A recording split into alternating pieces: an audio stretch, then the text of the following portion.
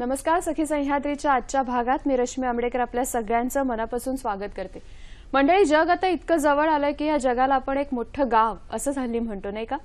मग हीच संकल्पना जर वर्गावर्गांबद्दल झाली तर, शिक्षणाच्या क्षेत्रामध्ये सगळे वर्ग जर जागतिक स्तरावर एकमेकांच्या खूप जवळ आले तर थोडीशी वेगळी वाटते ना संकल्पना.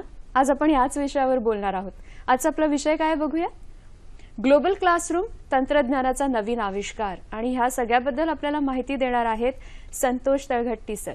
नमस्कार सर, कार्यक्रमात तुमचं खूप मनापासून स्वागत.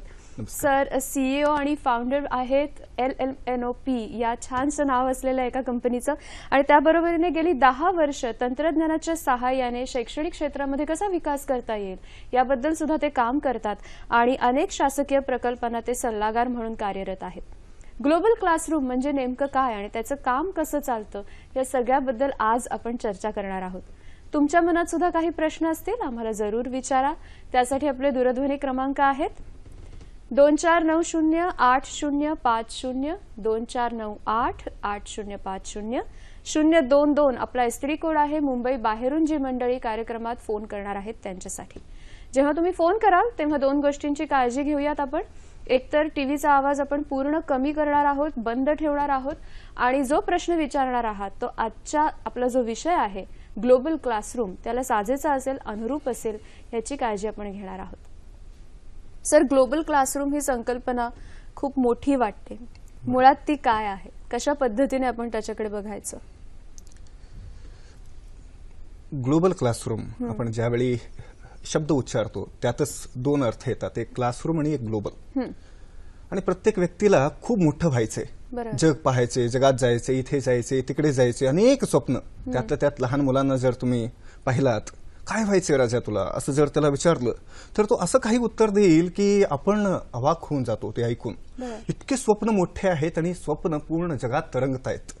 मग त्याला एका क्लासरूम मध्ये बंदिस्त ठेवून त्याला ते ज्ञान देण्यापेक्षा त्याला जगात नेऊन ते ज्ञान आपण देऊ शकलो तर मला वाटतं की त्याचे जे एक्सपोजर आहे, एक कॉन्शियसनेस आहे, की चैतन्याचा स्तर आहे विचार करण्याचा किंवा कल्पना करण्याची जी ताकद आहे ती ताकद वाढेल. म्हणून ग्लोबल क्लासरूम. ग्लोबल क्लासरूम ह्याचा अर्थ जग जवळून पाहणं, वर्गात बसून, आणि जगात काय सुरू आहे, अगदी आपल्या देशात असो किंवा बाहेरच्या देशात असो, आपल्या देशातील तज्ञ असो किंवा बाहेरच्या देशातील तज्ञ असो, आपण त्यांना जवळून पाहू शकतो का? जे मला व्हायचे एक दिवस ते मी होऊ शकेन का? किंबहुना जे मला व्हायचे असं मी कल्पना करतोय असे जे जे झालेले आहेत त्यांना मी जवळून पाहू शकतो का? म्हणजे ते होणं म्हणजे काय असतं ह्याची एक ताकद निर्माण होते अंगामध्ये, आणि ते फार महत्वाचे असते. नाही तर कल्पना करत बसलेलो आहे आणि स्पष्टता आलेली नाहीये तर मुलं काही गोष्टींपासून वंचित राहतील. त्यापेक्षा त्याला जे व्हायचे किंवा ती जी कल्पना तो करतो आहे त्या कल्पनेला आपण जर जगाची जोड दिली आणि त्याला साजेसे जर आपण त्या वर्गात काही दाखवू शकलो किंवा अशा व्यक्तींना आणू शकलो जे त्याचे स्वप्न साकार केलेले आहेत, किंबहुना त्याला शास्त्रज्ञ व्हायचे तर शास्त्रज्ञांना आपण वर्गात आणलो तर ते ग्लोबल क्लासरूम. ह्याच्यामध्ये तंत्रज्ञानाचा उपयोग कशा पद्धतीने करू शकतो? टेक्नॉलॉजी हल्ली सगळ्याचं मूळ आहे, बरोबर. मग त्याचा आपण कसा फायदा करून घेऊ शकतो? तंत्रज्ञानाचा फार फायदा आहे याच्यामध्ये. की म्हणायचं झालं तर प्रत्येक वेळी सगळ्या तज्ञांना आपण वर्गात बोलवू शकत नाही, कारण डिस्टन्स जास्त आहे. आणि नंतर बाहेरच्या देशातील बोलवायचं झाले किंवा अगदी मुंबईमधील तज्ञांना पुण्यात बोलवायचं झाले तर ही पूर्ण एक दिवस जातो. त्यापेक्षा आपण तंत्रज्ञानाचा वापर केला, जसं आपण मोबाईलवर सहज बोलतो ना, कितीही डिस्टन्स असलो तरीही आपण सहज बोलून जातो, तसे आपण कितीही डिस्टन्सवर असलो तरीही आपल्या मुलांसाठी या जगातील तज्ञ सहज वर्गात जर येऊ शकले तर किती सुंदर असेल. तर हाच ग्लोबल क्लासरूमची संकल्पना आहे मूळ. तुमच्या डोक्यात ही संकल्पना कशी काय आली? म्हणजे अशा पद्धतीने सगळ्या मुलांना त्याचा फायदा झाला पाहिजे किंवा जग अशा पद्धतीने वर्गाच्या माध्यमातून जवळ आलं पाहिजे, ह्याच्या मागचा विचार काय होता? मी लाखो मुलांना शिकवलेले आहे आतापर्यंत. गेले 10 वर्षामध्ये शिक्षण क्षेत्रात काम करत असताना मस्त अनेक गावं फिरलेली आहे, हजारो गावं मी फिरलेलो आहे, आणि शिक्षकांसाठी टीचर एम्पॉवरमेंट प्रोग्राम घेतलेले आहे. घेताना एक लक्षात आलं की मी प्रोग्राम छान होतात, त्यानंतर खूप परत वेळ जाते, फीडबॅक त्याचा म्हणूया किंवा फॉलोअप म्हणा किंवा कंटिन्युअस त्यांच्यासाठी मी वारंवार जाईन असं होत होत नाही. नाही. त्यापेक्षा तंत्रज्ञानाचा आपण वापर केला तर त्यांना आपण कनेक्टेड ठेवू शकतो. जरी एखादी व्यक्ती मोबाईलवर आपण प्रत्यक्षात भेटली, आपण त्यांचा मोबाईल नंबर घेतला तर ती व्यक्ती आपल्यासोबत मोबाईलमध्येच राहते आणि कधीही आपण त्यांची आठवण काढून त्यांच्याशी बोलू शकतो. तसं या ग्लोबल क्लासरूममुळे मला काय झालं की मला ज्यावेळी वाटेल त्यावेळी मी त्यांच्यापर्यंत पोहोचू शकलो. नंतर असं लक्षात आलं की न केवळ मी तर माझ्यासारखे असे अनेक तज्ज्ञ आहेत जगात, त्यांनाही आपण मुलांसाठी उपलब्ध करून देऊ शकलो तर मुलांना खूप उपयोग होईल असं वाटलं. म्हणून ग्लोबल क्लासरूम आणि तंत्रज्ञानाचा एक त्याला जोड आहे. या एकंदरीत या ग्लोबल क्लासरूमचे फायदे जर आपण बघायला गेलो तर ते खूप फायदे आहेत. कोणते कोणते फायदे आहेत त्याच्याबद्दल आपण बोलूयात, पण ते कोणाकोणाला होतात नेमके काय सांगाल तुम्ही? ग्लोबल क्लासरूमचे फायदा सगळ्यांनाच आहे. विशेष म्हणजे शैक्षणिक क्षेत्रात जर घ्यायचं झालं तर विद्यार्थ्यांना खूप आहे. कारण त्यांना जे पाहायचे त्यांना पाहण्याची एक व्यवस्था आहे तिकडे. इंटरनेटच्या माध्यमातून म्हणा किंवा एकूण तंत्रज्ञानाच्या माध्यमातून आपण सर्व काही पाहू शकतो. चांगल्या गोष्टी जे काय आहे अभ्यासाला पूरक. आणि नंतर कुणाकुणाला आहे जे तुम्ही प्रश्न विचारताय तर ते विद्यार्थ्यांना खूप आहे. सर्वात जास्त विद्यार्थ्यांना क्लासरूम करणं. आणि नंतर त्यांना जे घडवत आहेत त्या शिक्षकांनाही खूप फायदा आहे. कारण शिक्षकांकडे फक्त पुस्तकं असतात आणि त्या पुस्तकाला जर आपण तंत्रज्ञानाची जर जोड दिली तर पुस्तक बोलके होतील. बरोबर हो की नाही? कारण पुस्तक एक स्टील आहे, स्टील पिक्चर आहे, त्यामध्ये काही स्टील टेक्स्ट आहे. पण त्या स्टील टेक्स्टला आणि स्टील पिक्चर्सना आपण बोलते किंवा व्हिज्युअलची जोड दिली तर पुस्तकं बोलते होतील. आणि पुस्तकं बोलते झाल्यामुळे काय होईल की शिक्षकांनाही आनंद वाटेल की त्यांचा वर्ग पूर्ण लाईव्ह. म्हणजे ती प्रोसेसच पूर्ण वेगळी होऊन जाईल शिकण्याची आणि शिकवण्याची. आपल्याकडे काही व्हिज्युअल्स आहेत तर ती आपण बघणार आहोत एकीकडे. नक्की. या आता व्हिज्युअल्समध्ये तुम्ही पाहताय की पूर्ण जग जोडणं म्हणजे काय. एका ह्याच्यामध्ये ग्लोबल क्लासरूम ह्याच्यामध्ये आपण कोणाकोणापर्यंत पोहोचू शकतो आणि ह्या सगळ्या गोष्टी आपण त्याच्याकडे वळूयात सर. पण आपल्याला एक औरंगाबादहून फोन आलाय, त्यांच्याशी आधी बोलूयात. अरुण आपल्याशी बोलतायत औरंगाबादहून. नमस्कार. नमस्कार दोघांनाही. माझा मी अरुण धोंगे बोलतोय औरंगाबाद जिल्ह्याच्या सिल्लोडहून. बोला. माझे सरांना 3 प्रश्न आहेत. 3 प्रश्नापैकी माझा पहिला प्रश्न असा आहे की विद्यार्थ्यांना पाहिजे असलेलं सर्व समावेशक शिक्षण हे ग्लोबल क्लासरूममुळे एक हाती आणि सुलभ होऊ लागल्याने भविष्यात शिक्षक हा एकाकी पडून मग केवळ मार्गदर्शक म्हणून त्यांचं अस्तित्व असेल का? आणि यासंबंधी दुसरा प्रश्न आहे की समाजाला व पिढीला घडवणाऱ्या घटकांपैकी एक महत्वाचा घटक मानला जातो म्हणजे शिक्षक. तर यामध्ये आता शिक्षक छडी, खडू, फळा, हजेरीपट, वर्गपाठ अशा शाळेसंबंधित प्रचलित असलेल्या संकल्पना आता ग्लोबल क्लासरूमच्या अॅनिमेशन, ग्राफिक्स, प्रोजेक्टर, स्क्रीन इत्यादी आधुनिक तंत्रज्ञानामुळे बदलत होते. त्यामुळे शिक्षक आणि विद्यार्थी यांच्यात पिढ्यानपिढ्या वृद्धिंगत झालेल्या नात्यातील लवचिकता आणि सुसंवाद क्लासरूमच्या आविष्कारामुळे कालांतराने हळूहळू कमी होऊ शकतो का? आणि माझा शेवटचा प्रश्न असा आहे की ग्लोबल क्लासरूमच्या माध्यमातून दुर्गम व आदिवासी भागातील विद्यार्थी मध्ये आधुनिक शिक्षण पद्धतीविषयक जागरूकता निर्माण करण्यासाठी उच्च शिक्षित तरुणांनी सहभागी होणे किती फायदेशीर ठरू शकते? थँक्यू. धन्यवाद. खूप महत्वाचे आणि छान प्रश्न विचारलेत अरुणजी. त्यांचे जे पहिले 2 प्रश्न होते की फायदे तर होणार आहेत पण मग ह्याच्यामध्ये शिक्षकांची भूमिका फक्त एक मार्गदर्शक म्हणून राहील का? आणि मग वर्षानुवर्ष शिक्षक आणि मुलांचं जे एक नातं असतं जे जसजसे ते पुढच्या इयत्तेत जातात तसं दृढ होत जातं त्या नात्यावर काही परिणाम होईल का? तिसऱ्या प्रश्नाकडे आपण वळूयात. पण ह्या 2 प्रश्नांबद्दल काय सांगाल? की मला वाटतं की हे तंत्रज्ञान शिक्षकांनाच मदतीची एक भूमिका घ्यायला आपण लावत आहोत. तंत्रज्ञान शिक्षकांना रिप्लेस करू शकणार नाही किंवा नातं दूर होऊ नये किंवा शिक्षक आणि विद्यार्थी जवळ यावेत, आणखीन जवळ यावेत आणि जोडलेले असावेत. कारण काय फिजिकली काय सगळेजण कनेक्टेडच असतात असं नाही, पण तंत्रज्ञानाने सगळे कनेक्टेड राहू शकतात. त्यांच्यातील नातं वाढावं आणि नंतर त्याचबरोबरीने की ही जे आहे की त्या शिक्षकांना तू ज्या विद्यार्थ्यांना तो घडवत आहे तर ते विद्यार्थी शिक्षक होणार नाहीयेत पुढे. म्हणजे केवळ शिक्षक होणार नाहीये, काही होतील पण ते समाजातील अनेक घटक होणार आहेत. अगदी एक कलाकार होऊ शकतो किंवा एका शेतीमध्ये नवीन तंत्रज्ञान किंवा शोधून त्याच्यामध्ये संशोधन करणारा होऊ शकतो. अनेक आविष्कारामध्ये तो एंट्री करू शकतो. घेणार आहे. मग शिक्षकांना जर ही एक उपलब्धता झाली की माझी मुलं ज्या ज्या क्षेत्रात जाणार आहेत त्या त्या क्षेत्रातील व्यक्तींना मी जर माझ्या वर्गात आणून त्या मुलांना प्रेरणा द्यायला लावली तर किती आनंद होईल ना. बरोबर हो की नाही. कारण ज्या मुलांना मी शिकवतोय ती मुलं अनेक होणार आहेत. एकोहम बहुश्यामः म्हणून म्हणजे ही मुलं अनेक होणार आहेत, अनेक अंगाने भरणार आहेत, अनेक क्षेत्रात छान छान छान फुलणार आहेत. मग असे त्या त्या क्षेत्रात शोभलेली माणसं आपण तंत्रज्ञानाच्या साहाय्याने या ग्लोबल क्लासरूमच्या साहाय्याने आपण वर्गात आणू शकलो तर शिक्षकांना मदतच होईल आणि त्यांनाही आनंद वाटेल ज्यांना आपण ऑनलाईन आणू.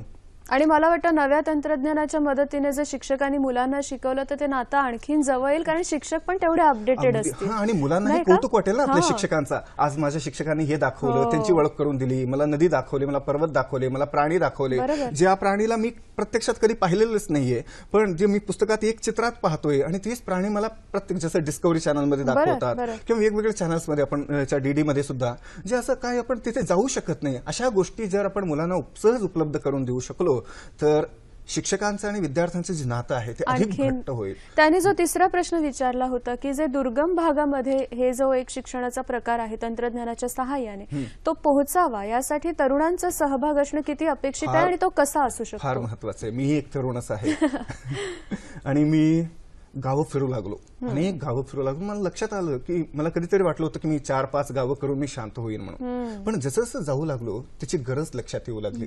मुलांना ज्ञानाची फार गरज आहे मॅम. जितकी आपण त्यांना मदत करू, नवीन नवीन तंत्रज्ञानाचे शोध लावून त्यांच्यासाठी खूप काम करण्याची गरज आहे. आणि ते करताना जसं तुम्ही म्हणालात की त्यांनी छान प्रश्न विचारलाय की तरुणांची भूमिका फार मोठी, कारण बाय डिफॉल्ट तरुणांचे ज्ञान तंत्रज्ञान हे चांगलंच आहे. बरोबर. तरुणांना आपण तरुणांचंच नाही तर विद्यार्थ्यांचे सुद्धा तंत्रज्ञानात ते फार पुढे आहेत. तर त्या तंत्रज्ञानाची जोड शैक्षणिक विकासासाठी, प्रायमरी एज्युकेशनच्या डेव्हलपमेंटसाठी किंवा क्वालिटी इम्प्रुव्हमेंटसाठी आपण वापर करू शकलो तर तळागाळातील विद्यार्थ्यांना, तळागाळातील अनेकांना, न केवळ विद्यार्थ्यांना तर अगदी शिक्षकांना सुद्धा एक मोठा फोरम मिळेल आणि त्यांना असं एक भेद वाटणार नाही की मी गावात आहे, मी कशाच्या पासून तरी दूर आहे. नाही, मी जगातच आहे.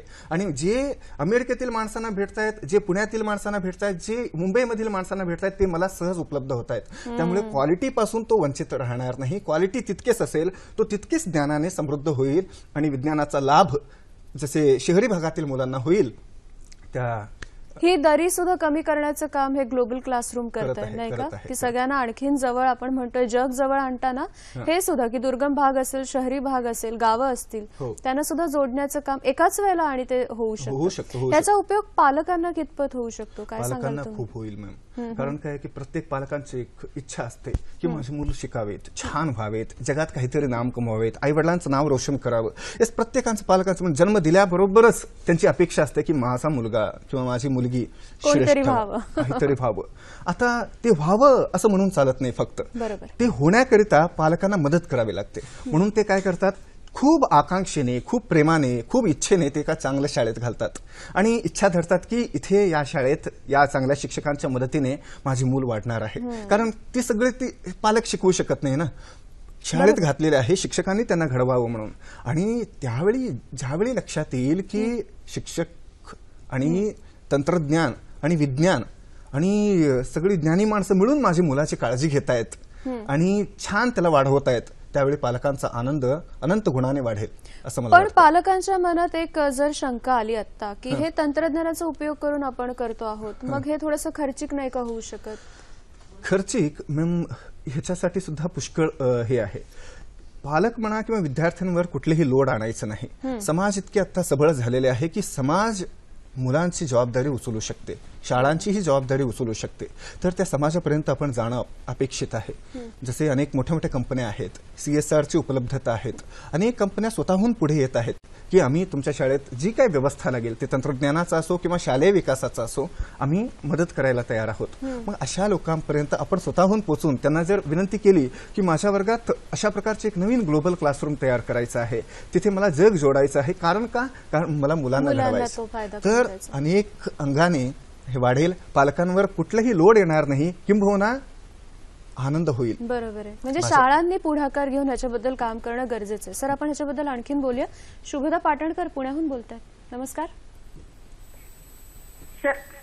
हॅलो हॅलो सर नमस्कार.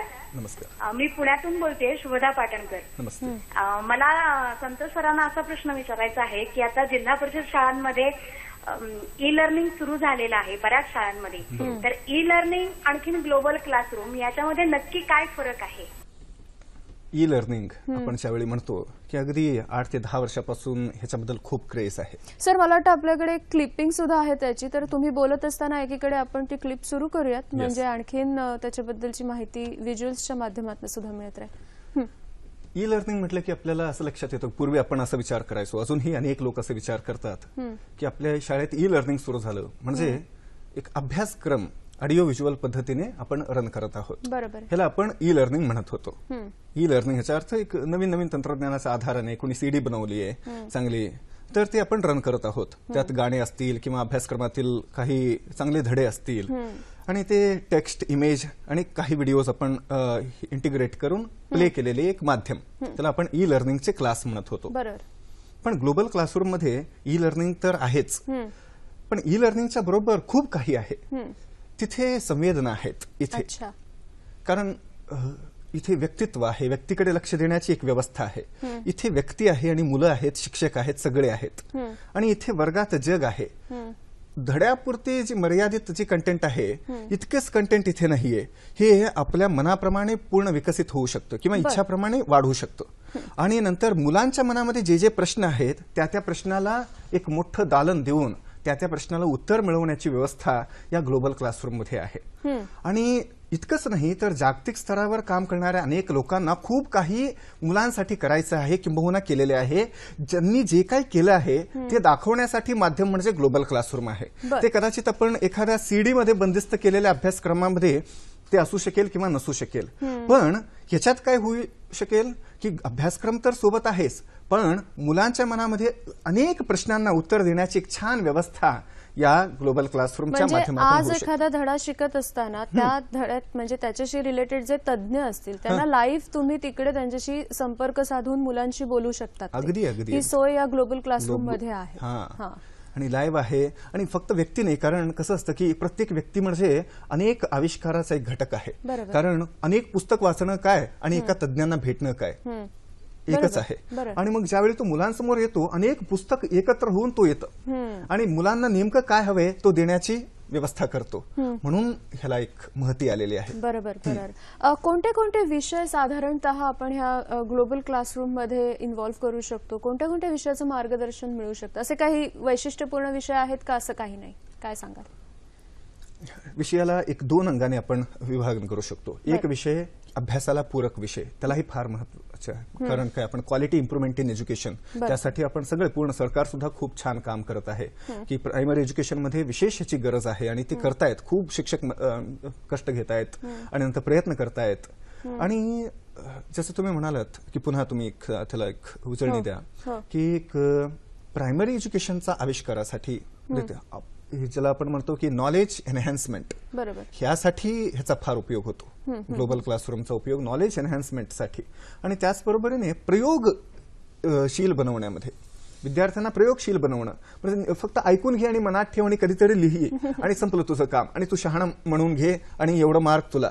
इतकंच शहाणपणाचं हे लक्षण नाहीये. शहाणपणाचे लक्षण फार वेगळे आहेत की तो छान ऐकतो का, तो छान आत्मसात करतो का, त्याच्याबद्दल तो फिलिंग्स क्रिएट करतो का, तो व्यक्त करतो का, एक्सप्रेशन्स व्यक्त करून तो छान प्रश्न विचारू शकतो का, सगळ्यांसमोर येऊन तज्ञांशी संवाद साधू शकतो का, किंवा त्याच्या मनातील भावना तो व्यक्त करू शकतो का. असे अनेक म्हणजे ज्याला आपण अध्ययन कौशल्य म्हणतो किंवा एक स्टडी स्किल्स जे म्हणतो, स्टडी स्किल्स डेव्हलपमेंटमध्ये ह्याचा फार उपयोग होतो. आणि मला वाटतं प्रायमरी लेव्हललाच ह्याच्यावरती विचार केल्यामुळे सेकंडरी स्टेजला मुलं जेव्हा मोठे होतात तेव्हा अभ्यास करणं त्यांना जास्त सोपं जाऊ शकतं. फार सोपं जाईल. कारण काय की आपण असं समजून बसलोय की मुलांना म्हणजे कमी इयत्तेतील मुलांना कमी समजतं, मोठ्या इयत्तेतील मुलांना जास्त समजतं, त्याहून अधिक लोकांना अधिक समजतं. असं काही नाहीये. असं होऊ शकतो की अगदी आजचं एक संशोधन सांगतो की 3 वर्षातील मुलांना सुद्धा छान संवाद साधतायत. प्रश्न तर किती पडलेले असतात, काय त्यांचं जग फार मोठं आहे. आपल्यापेक्षाही त्यांचं जग फार मोठं आहे, अनेक कल्पनेने भरलेलं आहे. त्यांच्या कल्पनेला साथ देण्याची एक व्यवस्था आपण वर्गात करू शकलो तर प्रायमरी एज्युकेटर्सनाही खूप आनंद होईल आणि सेकंडरी एज्युकेटर्सना मुलं तयार होऊन आल्यामुळे त्यांनाही पुढे नेण्यामध्ये खूप उपयोग होईल आणि ज्यावेळी ते कॉलेजच्या स्तरामध्ये आलेले असतील त्यावेळी ते फार असं स्वतःला कमी समजणार नाही, कारण मी या जगातच होतो, मला माहिती आहे, जगाची चांगली ओळख आहे, आता मी छान संचार करू शकेन आणि मला जे करायचं आहे मी उत्तम प्रकारे करेन आणि मी साधेन जे मला साधायचं आहे. ही भावना आणि आत्मविश्वास निर्माण होणं या ग्लोबल क्लासरूमचा मूळ उद्देश आहे. आपण व्यक्तिमत्व विकासाकडे वळूयात, पण रवींद्र कुडाळकर आपल्याशी बोलतात. नमस्कार सर. नमस्कार, मी रवींद्र कुडाळकर बोलतोय नाशिकहून. माझे 3 प्रश्न. पहिला प्रश्न असा आहे की ग्लोबल क्लासरूममध्ये अनौपचारिक शिक्षण पद्धतीची जी पद्धती आहे शिकवण्याची आणि त्याचे लाभ विद्यार्थ्यांना मिळू शकतात का, अभ्यास कशा प्रकारे, आणि दुसरं म्हणजे असं की ही जी शिक्षण पद्धती आहे ग्लोबल क्लासरूमची यामध्ये पारदर्शकता आणि विश्वासार्हता कशा पद्धतीने निर्माण केली जाते आणि ग्लोबल शिक्षण पद्धतीमध्ये प्रॅक्टिकल प्रशिक्षण कशा प्रकारे राबवलं जातं, जसं वर्गामध्ये जनरल पद्धतीने राबवलं जातं, हे विषय आहे. बरं, त्यांनी लाभाबद्दल विचारलंय, पारदर्शकता कशी असू शकते, विश्वासार्हता कशी असू शकते आणि प्रॅक्टिकॅलिटी ऑफ लर्निंग आपण ज्याला म्हणूयात, काय सांगाल याच्याबद्दल? छान शब्द आहेत. खरं म्हटलं तर मराठी भाषा अशी आहे की त्यात शब्द सुंदर आहेत आणि त्या शब्दालाही जगा एवढेच ही आहे, सीमा आहे. तर पारदर्शकता आणि विश्वासार्हता, छान शब्द उच्चारतानाच मजा येतोय आणि ऐकतानाही खूप आनंद होतोय. धन्यवाद सर. पारदर्शकता आहेच, कारण काय की ज्या व्यक्तींना आपण बोलवणार आहोत तो काय एकदम समोर येणार नाहीये, त्यांना बोलवण्याची व्यवस्था तिथे केली जाईल आणि हे बोलवणारे कोण आहेत, हे शिक्षकच आहेत. शिक्षक निवडू शकतील की माझ्या वर्गातील मुलांना उपयोगी असे कोण कोण आहेत. ते कदाचित त्यांच्या गावातीलच असू शकतील किंवा त्यांच्या जिल्ह्यातील, राज्यातील किंवा बाहेरच्या राज्यातील किंवा बाहेरच्या देशातील. त्यांना निवडायचं आहे, ते काय एकदम असं पटकन येणार नाहीयेत. आपल्या निवडीने आवडीने लोक आपल्या समोर येऊ शकतील. त्यामुळे एक छान व्यवस्था तिथे आहे. पारदर्शकता म्हणजे काय, आता ज्ञान ते काय देणार आहेत, पाहिजे तर काय करू शकतील, हे जे शिक्षक आहेत आधी वर्गात डायरेक्ट आणण्यापेक्षा पूर्वी चर्चा करू शकतात की सर आपण कुठल्या विषयावर आपण हे करू शकतो, जेणेकरून काय होईल, शिक्षकांनाही एक फोरम मिळेल, कारण शिक्षकांची सुद्धा इतकीच गरज आहे. आपण फक्त शिक्षकांवर जबाबदारी टाकून दिली की आमच्या मुलांना घडवा, पण घडवा म्हणजे काय घडवणार, हो की नाही, कारण जग इतका मोठा आहे, प्रदेश इतका मोठा आहे, अनेक इंडस्ट्रीज आहेत, फॅक्टरी आहे, इनोव्हेशन आहे, मग त्या त्या क्षेत्रातील लोकांची ही जबाबदारी आहे शिक्षकांना मदत करण्याची. आता शिक्षकांना पुस्तकाचे ज्ञान तर आहेच, पण प्रॅक्टिकल ज्ञानाची सुद्धा शिक्षकांना जोड मिळाली चांगल्या पद्धतीने अशा प्रकारच्या फोरममधून, तर शिक्षकांचीही आत्मविश्वास वाढेल आणि छान ते मुलांसोबत समरस होऊन मुलांना घडवू शकतील असा विश्वास आहे. म्हणून विश्वासार्हताही आहे आणि नंतर पारदर्शकता म्हणजे हेच की मुलं रंगून जाणं. विश्वासार्हता म्हणजे मुलांना जेव्हा शिक्षित करण्याची कोणावर ही जबाबदारी असते तेव्हा ते 100% खरीच माहिती देण्याचा प्रयत्न करतात, नाही का. ऐकीव किंवा काल्पनिक गोष्टींचा आपण कधीच आधार घेत नाही. त्यांनी असं विचारलं होतं की याचा लाभ कोणाकोणाला आहे आणि प्रॅक्टिकॅलिटी कितपत आहे. प्रॅक्टिकॅलिटी म्हणजे हे कितपत शक्य होऊ शकतं. हे शक्य झालेले आहे, शक्य होऊ शकेल अशी कल्पना राहिलेली नाहीये. ग्लोबल क्लासरूम एक वास्तव आहे आता. आणि प्रॅक्टिकॅलिटी असं आहे की सहज शक्य आहे.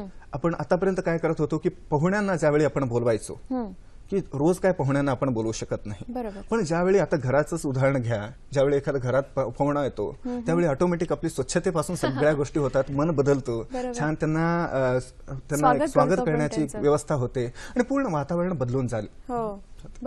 असं रोज जर पाहुणे येऊ लागले तर, आणि ते पाहुणे आपल्या मनाप्रमाणे आले तर, आणि ते पाहुण्यांना काही खायला द्यायचं नाही, प्यायला द्यायचं नाही, कारण ते ऑनलाईन आहे. आणि नंतर कशाचीही चिंता नाही, त्यांना सोडायला जा, त्यांना आणायला घ्या, काही नाही, की ते छान येऊ शकतात आपल्या इच्छेप्रमाणे. जसे टीव्हीत माणूस समोर येतो आणि कार्यक्रम संपला की निघून जातो, तसं ग्लोबल क्लासरूम मध्ये आपल्या आवडीची निवडीची पाहुणे आपण मुलांसाठी आणू शकतो. आणि असं होऊ शकतं की ते पाहुणे जे आलेले आहेत, एखादा पाहुणा काही गटातील मुलांना आवडू शकेल, म्हणजे कलाकार पाहुणा कलावंत मुलांना आवडू शकेल, शास्त्रज्ञ पाहुणा शास्त्रज्ञ होणाऱ्या मुलांना आवडू शकेल, आणि अनेक असं जे आहे, अनेक क्षेत्रातील पाहुणे त्या त्या क्षेत्रातील मुलांना आवडू शकतील. म्हणून ग्लोबल क्लासरूमचं फार महत्व आहे. प्रॅक्टिकल विषय कसे ह्याच्यामध्ये हाताळले जातात ह्याच्याबद्दल सर आपण बोलूयात, पण शेखर छत्रे आपल्याशी बोलतात काळा चौकीहून. नमस्कार. नमस्कार संतोष सर, मी शेखर छत्रे बोलतोय काळा चौकीवरून. तर मला असं विचारायचं की ग्लोबल क्लासरूम मध्ये भाग घेणाऱ्या प्रत्येक विद्यार्थ्याला आपल्या शंका त्यांना पडद्यावर येणाऱ्या तज्ञांशी विचारून घेता येईल का? दुसरं म्हणजे याचा प्रौढ शिक्षणासाठी सुद्धा चांगला वापर करता येईल. आणि तिसरं म्हणजे आता जे आपण संवाद साधत आहोत आता हॅलो सखीशी, हा सुद्धा त्याचाच एक प्रकार आहे का? धन्यवाद. धन्यवाद. त्यांनी असं विचारलंय की लहान मुलं त्यांच्या समोर जे पाहुणे किंवा तज्ज्ञ आलेले असतात त्यांना त्यांच्या मनातले सगळे प्रश्न विचारू शकतात का? वाह, एवढा सुंदर प्रश्न आहे. प्रत्येक मुलाला असं वाटत असतं की ज्यावेळी आपले पाहुणे समोर आपल्या आवडीचे विषय बोलत असतात, संपलं की संपलं, विषय संपला की संपलं, मुलांना वाटत असतं की मी यांच्याकडे जावं, मी एक दिवस असं व्हावं असं वाटत असतं आणि खूप काही बोलायचं असतं.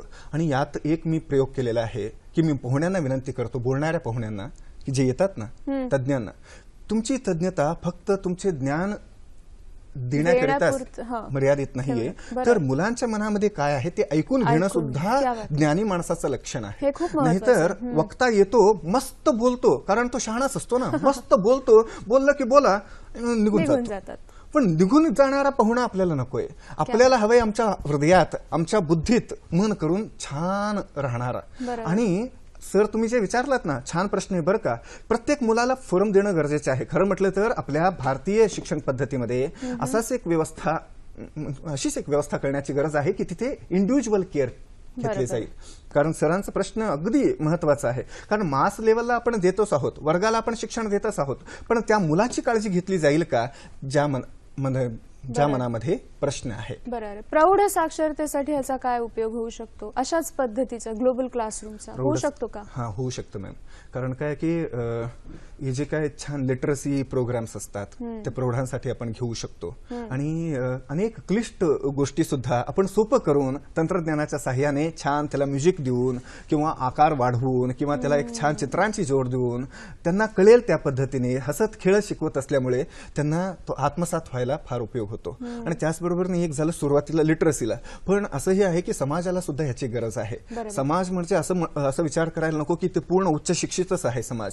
समाजामध्ये असे कितीतरी घटक आहेत, त्यांना सुद्धा ज्ञानाची गरज आहे. मग त्यांना पुन्हा शाळेत बोलवण्यापेक्षा असे काही फोरम्स आपण क्रिएट करू शकतो का, तिथे बोलवून त्यांना जे सरकारला सांगायचं आहे, जे तज्ज्ञांना सांगायचं आहे ते जर आपण व्यवस्थित चांगल्या माध्यमातून त्यांच्यापर्यंत पोहोचवू शकलो तर प्रौढ शिक्षणासाठी सुद्धा ह्याचा उपयोग होईल असं मला वाटतं. आणि आपला हा कार्यक्रम सुद्धा ग्लोबल क्लासरूमच आहे. खरी तर माझी इच्छा आहे की टीव्हीच्या माध्यमातून मुलं आणि शिक्षकांचा एक छान संवाद वारंवार घडावेत, जेणेकरून खूप उत्सुक आहे बरं का मॅडम, त्यांना छान वाटतो की ते टीव्हीत दिसतात आणि नंतर एक पेपरमध्ये एक छोटासा फोटो आलेला सुद्धा कितीतरी कौतुकाचा विषय होतो.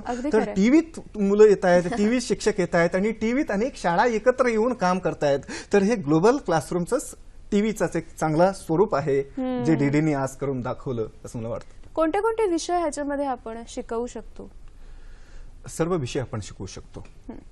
अगदी भाषा सुद्धा शिकवू शकतो. अच्छा. कारण काय, छान बोलणारी माणसं कसे बोलतात छान, हे प्रत्येक वेळी त्यांना वर्गात आणून दाखवण्यापेक्षा त्यांचे जे रेकॉर्डिंग आहेत ते आपण रन करू शकतो, जेणेकरून छान बोलणारी माणसं सुद्धा आपण तयार करू शकतो. आणि मुलांमध्ये ती ताकद आहे.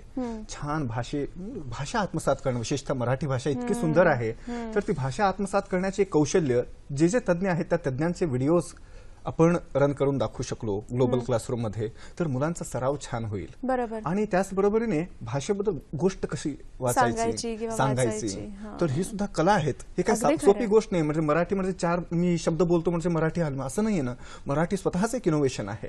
तर त्या भाषेत आपण किती पुढे जाऊ शकतो, त्यात मी काव्यरचना करू शकतो का, त्यात मी साहित्य लिहू शकतो का, त्यात माझी भावना व्यक्त करू शकतो का, असं एक भाषा जरी घेतली तरी पूर्ण आत शिरण्याची व्यवस्था आहे. तर विद्यार्थ्यांना फक्त वरवर ठेवण्यापेक्षा त्यांना सखोल ज्ञान देण्यासाठी ग्लोबल क्लासरूम एक महत्वाचा माध्यम आहे असं मला वाटतं. आणि इतर विषय जे विज्ञान आहे, विज्ञानाला फक्त विज्ञानाचे धडे देण्यापेक्षा वैज्ञानिकांना समोर आणू शकलो तर खूपच आनंद आहे. मुलं रंगून जातील. आणि असं आहे की अनेक असे आपल्या पुण्यात काही शास्त्रज्ञ आहेत, बाहेरही आहेत, मुंबईत सुद्धा आहेत, त्यांनी केलेले प्रयोग आहेत आणि छान त्यांनी क्लिप्स बनवलेले आहेत. ते क्लिप्स जर आपण उपलब्ध करून देऊ शकलो मुलांना, तर त्या लॅबमध्ये त्यांना घेऊन जाण्यापेक्षा आपल्या वर्गात बसून जणू काय आपल्या समोरच प्रयोगशाळा प्रकट झाले, असं इतके प्रयोगशाळेतच आहोत की काय, पूर्ण ते ऑपरेशन ते पाहू शकतात. याच्यामध्ये इतका वैज्ञानिक आविष्कार ह्याच्यामध्ये करू शकतो. त्याचबरोबर हिंदी भाषा आहे, अगदी गणित आहे, गणित कशी सोडवायची, गणितातील तज्ज्ञांना आपण आणू शकतो आणि मुलांसमोर बसवू शकतो. अशी काही घाई नको करायला, कारण काय झालंय, एक गडबड होतोय शिक्षणात. घाईमुळे कुठलीही गोष्ट पूर्णपणे आत्मसात होत नाहीये. मुलांना आपण जर सांगितलं की हे काका पुन्हा येणार आहे बरं का तुला मदत करायला, किंवा हे सर येणार आहे बरं का, असं म्हटल्याबरोबर तो जो आता कट होणारा जो भाग आहे कट न राहता कंटिन्यू राहतो. वा.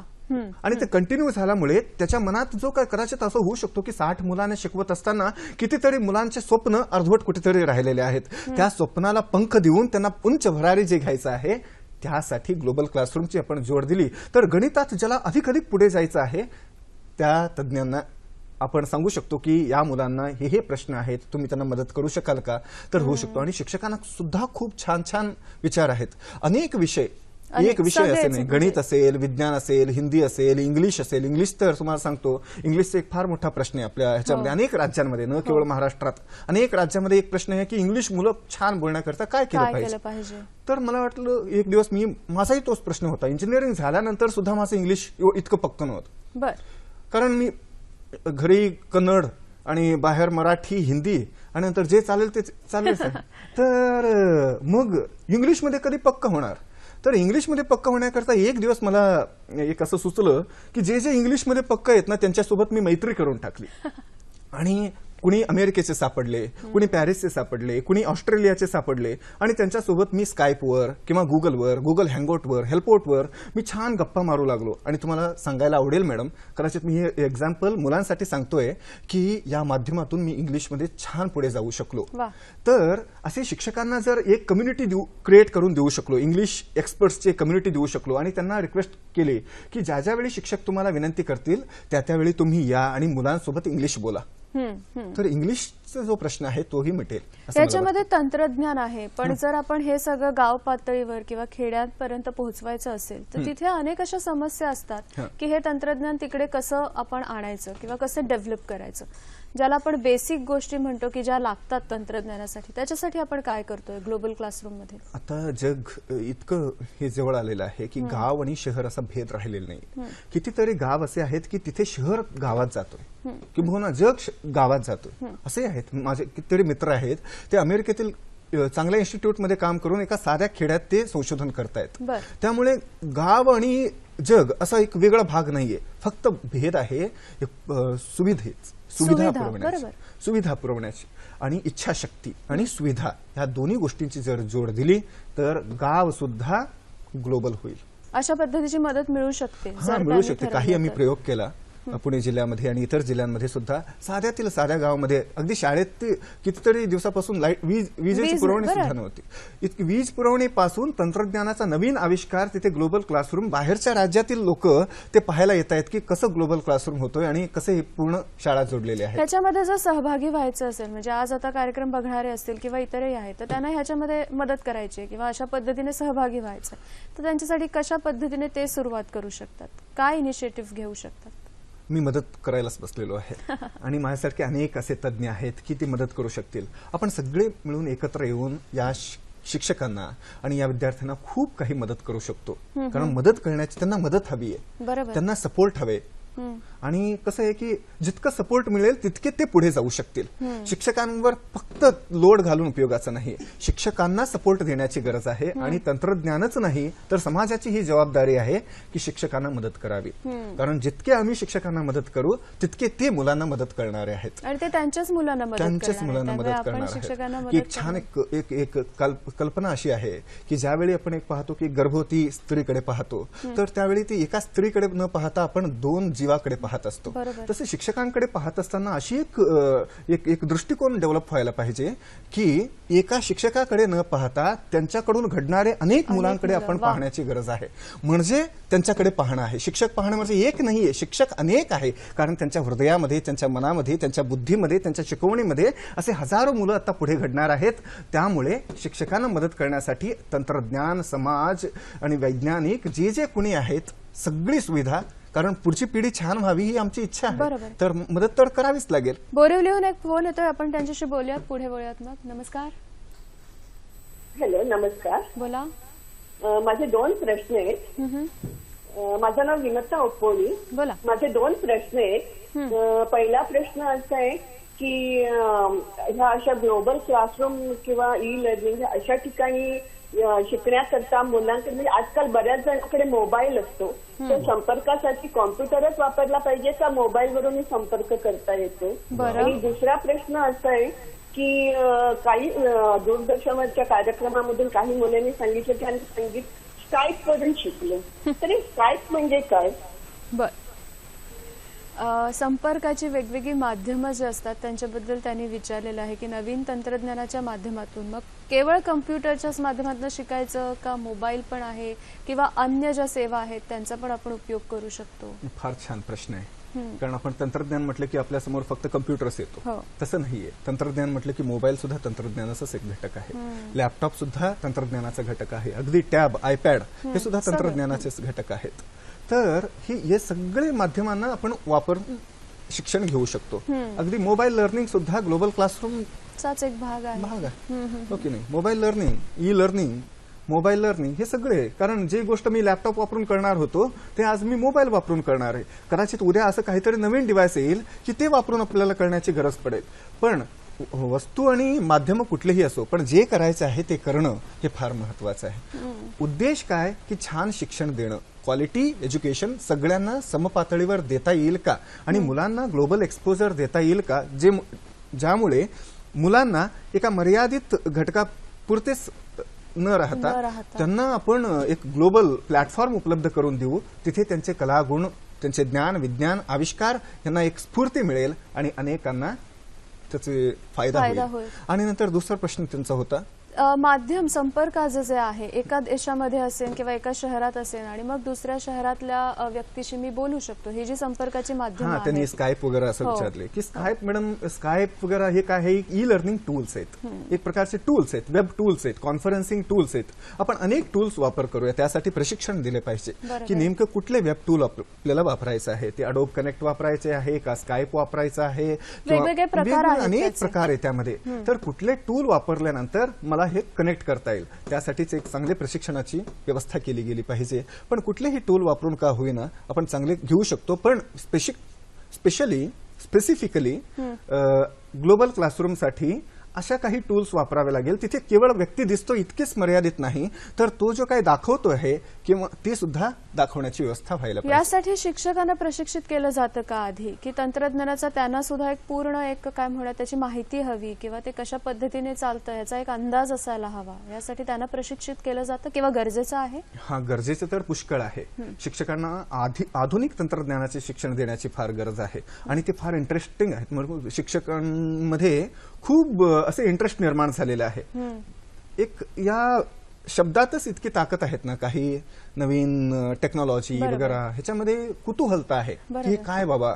जसं एखादं तुम्ही पहा ना की पूर्वी माणूस मोबाईल शिवाय असायचा आणि हरवलेला असायचा. आज मोबाईल आहे तर त्याला खूप मिळवलेल्यासारखं तो वागतो कुठेही असला तरीही, कारण त्याच्या मोबाईलमध्ये त्याचे जग आहे. म्हणजे अगदी घरातील माणसांपासून मित्र आहेत आणि नातेवाईक आहेत आणि सगळे आहेत, पूर्ण आहेत, एका मोबाईलमध्ये सगळे आहेत. तसे एका माध्यमातून जर आपण ग्लोबल क्लासरूम आपण उपयोग केला तर तिथे कनेक्टिव्हिटी खूप आहे, ग्लोबल कनेक्टिव्हिटी आहे, म्हणून त्याला महत्व आहे. आणि ज्यावेळी माणसाला कळतं मी एकटा नाहीये, माझ्यासोबत हे जग आहे, त्यावेळी खूप फायदा होतो. खरंच खूप इंटरेस्टिंग विषय आहे, कारण जग जवळ येत असताना वर्गात ते जग येणं हे मुलांसाठी किती छान अनुभव असेल, नाही का सर? काय वाटतं तुम्हाला, मुलांची प्रतिभा ह्याच्यातून कशी बाहेर पडते?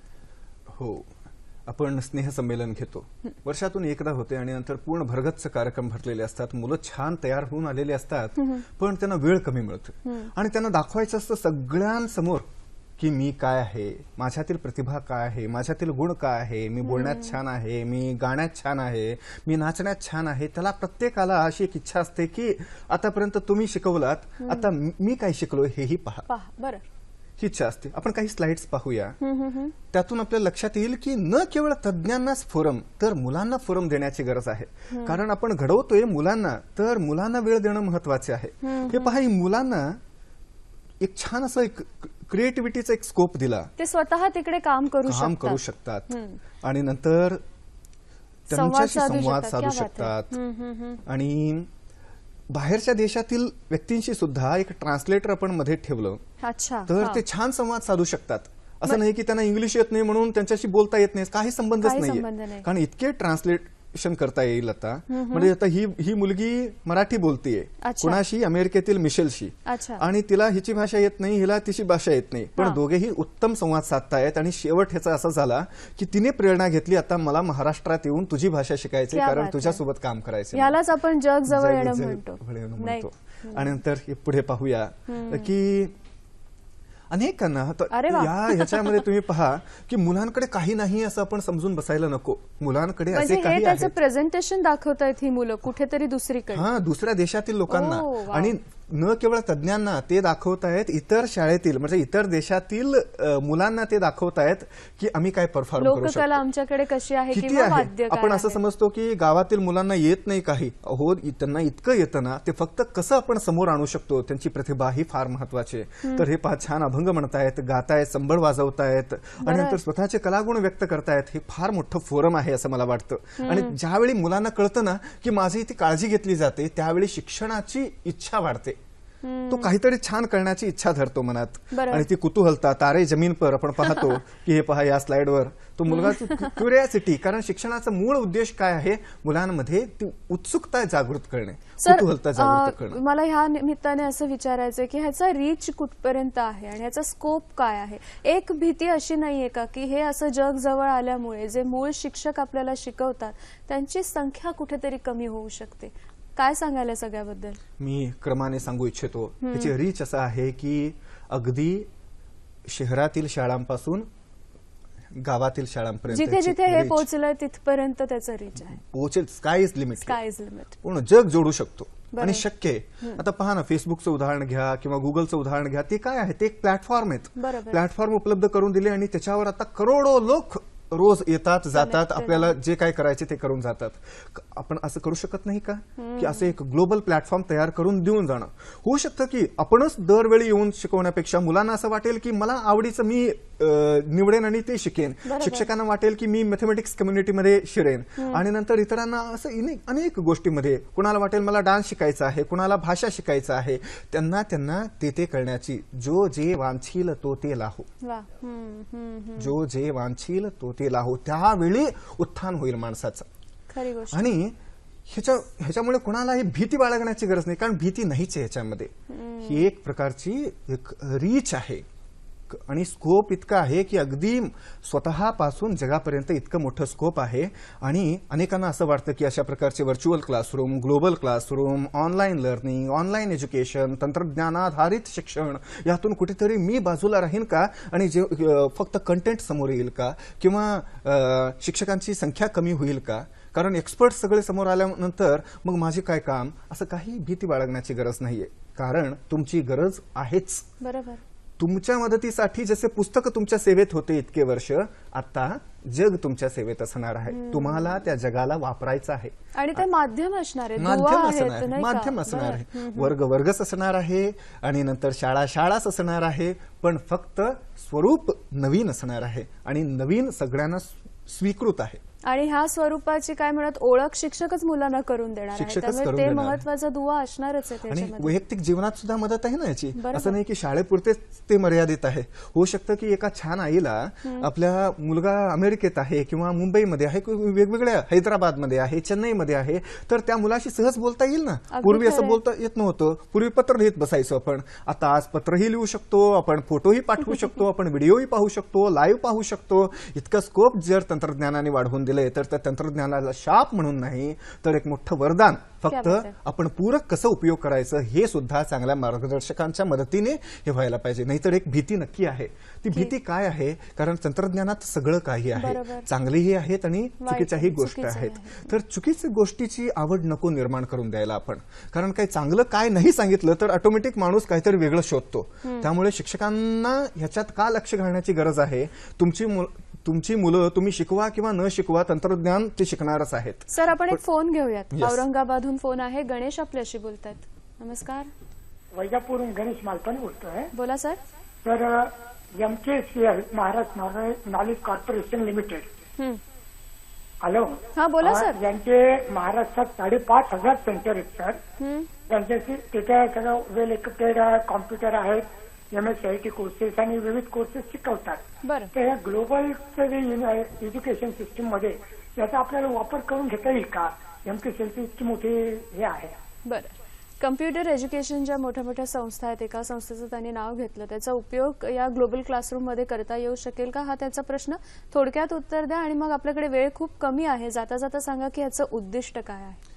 हा उपयोग करून घेता येईल सर, कारण असे पूरक सेंटर्स उभं राहणं फार महत्वाचं आहे. MKCLने एक फार मोठे पराक्रम केले की लाखो लोकांना त्यांनी शिकवलेले आहे. तर अशा प्रकारचे सेंटर्सची एवढी मदत होईल की जवळपासच्या शाळा ज्या असतात त्या शाळांना आपण मदत करायला त्यांची भूमिका जर व्यक्त झाली महत्वाची होऊ शकते. त्यामुळे जे जे एक्सपर्ट्स आहेत किंवा सेंटर्स आहेत किंवा नियरेस्ट रिसर्च सेंटर्स आहेत त्या सगळ्यांची ही जबाबदारी आहे. जवळपासच्या शाळांमध्ये अशा प्रकारचे ग्लोबल प्रोव्हिजन्स जर आपण देऊ शकलो तर आपल्या भागातील मुलांना घडवण्यामध्ये याचा फार उपयोग होईल. कारण शेवटी माणूस घडणं हे फार महत्वाचं आहे. आणि अगदी थोडक्यात उद्दिष्ट काय आहे या सगळ्याचं? उद्दिष्ट असं आहे की सांगावं तितकं कमी आहे की कारण चांगले कंटेंट शिक्षकांपर्यंत पोचावे, मुलांपर्यंत पोचावे हे एक उद्दिष्ट आहे. तंत्रज्ञानाचे नवीन नवीन फायदे काय आहेत ते त्यांच्यासमोर पोचावे. तंत्रज्ञान कुठेतरी इंडस्ट्रीमध्ये फॅक्टरीमध्ये पडून राहिलेले आहे. असं नाहीये की आपण भारताचा जर विचार केला तर भारतातील कितीतरी तज्ज्ञ जगात छान काम करतायत. तर मग आपण कुठेतरी हे तंत्रज्ञान शाळेपासून दूर राहिले का? तर शाळेत हे तंत्रज्ञान आणणं, शिक्षणात हे तंत्रज्ञान अधिकाधिक रिसर्च बेस्ड आणणं, असं नाही की नुसतं तंत्रज्ञान आणणं. शिक्षण क्षेत्रात इतकं रिसर्च करण्याची गरज आहे तितके कुठल्याही इतर क्षेत्रात नाही. कारण इथे माणूस घडतोय आणि बाकीच्या ठिकाणी वस्तू घडतायत. वस्तू व्यवस्थेची निर्मितीकरिता आपण इतके मग्न आहोत तर आपण माणसं घडवण्यामध्ये किती मग्न व्हायला पाहिजे. आणि ते माणसं घडवण्यामध्ये काम करत असताना तंत्रज्ञान असो, विज्ञान असो, कला असो, व्यक्ती असो, व्यक्तित्व असो, या सगळ्यांची एक जबाबदारी आहे, बांधिलकी आहे की पुढची पिढी आणि आपण सुद्धा, पुढची पिढीच नव्हे आपण सुद्धा उत्तम घडावेत. कारण आपल्याला सुद्धा या सगळ्या सोयींची गरज आहे. म्हणून तंत्रज्ञानाचे आविष्कार गरजेचा आहे. त्याचबरोबर उद्दिष्टामध्ये हे आहे की ग्लोबल क्लासरूम झाल्याने दरी दूर होईल. दरी दूर होईल. कारण काय की माझी शाळा लहान आहे, यांची शाळा मोठी आहे, यांची इंटरनॅशनल शाळा आहे, यांची नॅशनल शाळा आहे, यांची गावाची शाळा आहे, काही नाही. जे इंटरनॅशनल मध्ये लाभतं ते आमच्या गावातील मुलांना लाभतं. ज्ञान सगळ्यांना समान आणि पालकांचा उत्साह वाढेल ना. यातून पालकांचा उत्साह असं वाढेल की माझ्या गावातील शाळेत सुद्धा आंतरराष्ट्रीय दर्जाचे शिक्षण मिळवण्याची व्यवस्था झाली आहे. कुठल्या पालकांना आवडणार नाही आणि कुठल्या मुख्याध्यापकांना आवडणार नाही, सगळ्यांना आवडेल हे. आणि सरकारला सुद्धा खूप आनंद होईल की आमच्या ह्याच्यामध्ये की एकूण शाळांमध्ये श्रेष्ठ अशा गोष्टी घडतायत आणि अत्यंत काय म्हणायचे की अवाक करणाऱ्या गोष्टी घडतायत. तर यातून छान होईल असं मला वाटतं. क्या बात आहे. खरं तर ग्लोबल क्लासरूम हा विषय खूप मोठा आहे. खरंच खूप आपण म्हणू त्याचा विस्तार, जसं जग विस्तारलेलं आहे त्याच पद्धतीने या विषयाचा सुद्धा विस्तार आहे. पण अगदी नेमक्या शब्दामध्ये आणि इतक्या थोड्या वेळामध्ये इतकी छान माहिती आपल्याला संतोष सरांनी दिली. सर, तुमचे कार्यक्रमात आल्याबद्दल मनापासून आभार मानते. आणि ही ग्लोबल क्लासरूम संपूर्ण देशामध्ये किंबहुना जगापर्यंत पोहोचावी यासाठी जर काही प्रयत्न करायची वेळ आपल्यावर आली तर आपण सुद्धा त्याला तितकंच छान सहकार्य केलं पाहिजे. याच नोटवर आजच्या कार्यक्रमात आपण इथेच थांबतोय. नव्या विषयासह नव्या कार्यक्रमात आपली पुन्हा भेट होईलच. तोपर्यंत नमस्कार.